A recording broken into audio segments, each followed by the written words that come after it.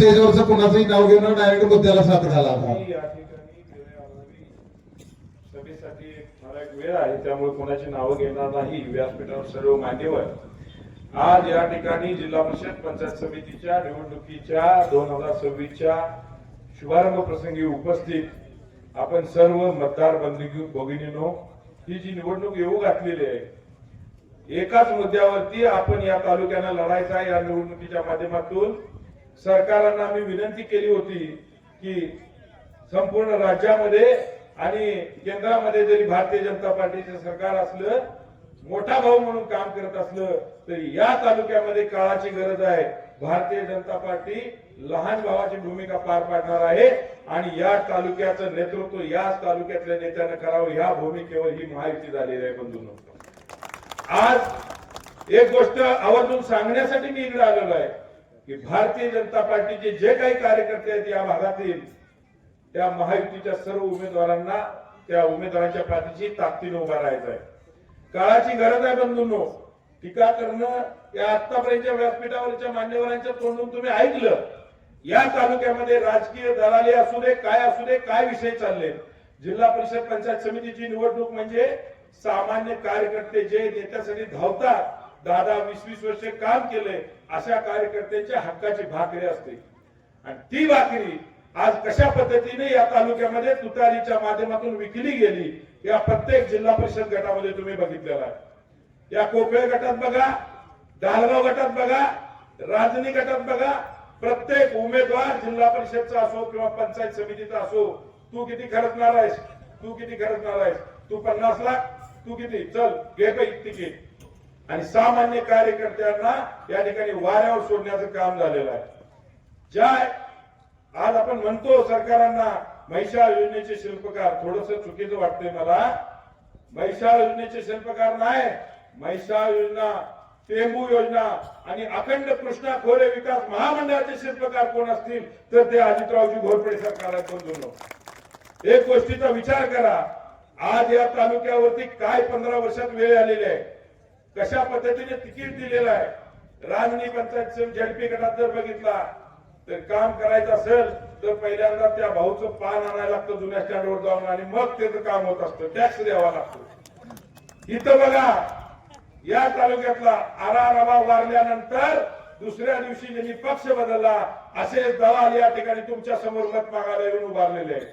आज ते प्रचंड पैसा, इकडे बघा डाळगाव गटात प्रचंड पैसा घेऊन तुमच्या समोर यायला लागलेत, किती पाहिजे बोल म्हणून. पण उद्याच्याला निवडणूक झाल्यानंतर तुमच्याकडे ही माणसं वाकून फिरून बघणार सुद्धा नाहीत. बंधूंनो, हे सत्य आहे. येणाऱ्या काळामध्ये कोण आपल्या कामाचा माणूस आहे. सामान्य उमेदवार या ठिकाणी दिलेले आहेत. रावसाहेब पाटील सारखा पोरगा आहे, इंद्रजित सारखा युवक आहे. आज इंद्रजित सारख्या युवकाला मत म्हणजे बिरोबाचा या ठिकाणी भक्ताला मत टाकल्यासारखं आहे. बंधूंनो, तुम्ही विचार करा.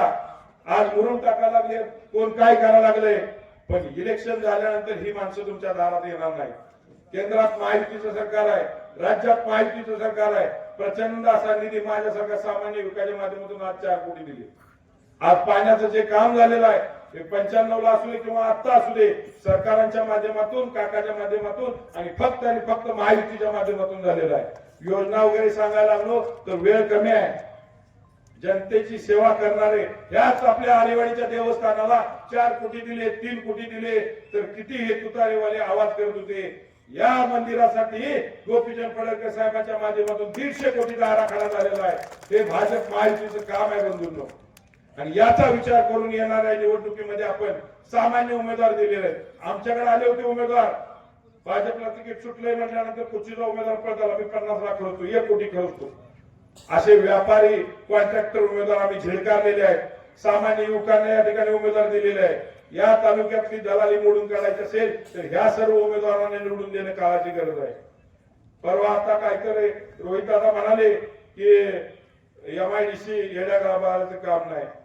मला आनंद झाला, त्यांनी सिद्ध केलं की येड्या गाभाऱ्याचं हे काम नव्हे दादा. जे अशी माणसं आहेत तुम्ही उमेदवार दिलेत ज्यांची 100 एकर जमीन आली कुठून, असे उमेदवार दिलेत करोडो रुपयाचे काम घ्यायचे आणि जनतेला फसवायचं.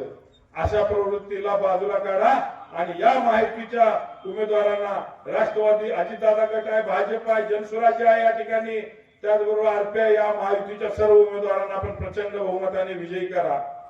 बंधूंनो, एक गोष्ट सांगावीशी वाटते. तुम्ही विचार करा, घोरपडे सरकारांचे कार्यकर्ते सत्ता नसताना 20 वर्षामध्ये स्वतःच्या घरची भाकरी खाऊन आज गट ठामपणे त्यांच्या मागे उभा आहे. अशा कार्यकर्त्यांना तुम्ही संधी कधी देणार आहे? देणार आहे का नाही? आज मला एका प्रश्नाचं उत्तर द्या.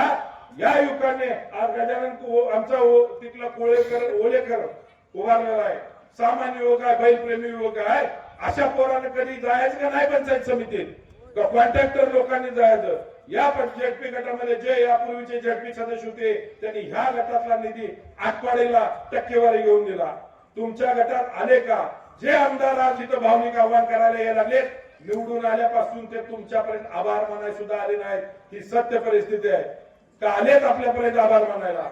एक या 25 वर्षाच्या काळात रोहित दादाने, मी जाहीर सांगतो, इंडस्ट्री उद्योग सहकार राहू दे, एका कार्यकर्त्याला पानपट्टी जर काढून दिली असेल, आम्ही राजकारणाचा संन्यास घेतो. मग अशा लोकांच्या मागे आपण जाणार आहे का? सामान्य उमेदवारी देणाऱ्या या तालुक्याची तळमळ असणाऱ्या युवकांना आपण पाठिंबा देणार आहे?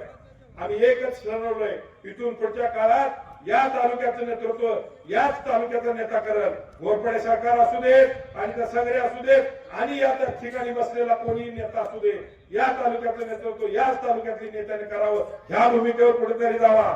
आज कलेक्टर ऑफिसला मोठ्या मोठ्या अधिकाऱ्यांकडे गेला तुम्ही, पीडब्ल्यूडी खात्यात, ते सांगते आम्हाला सह्या करताना वाईट वाटतंय, कारण 10 कोटी निधी आला तर त्यातला 8 कोटी निधी तासगावकडे जातो, 2 कोटी सह्या करतो. कवठेमंकाच्या जनतेबद्दल आम्हाला क्यू येते.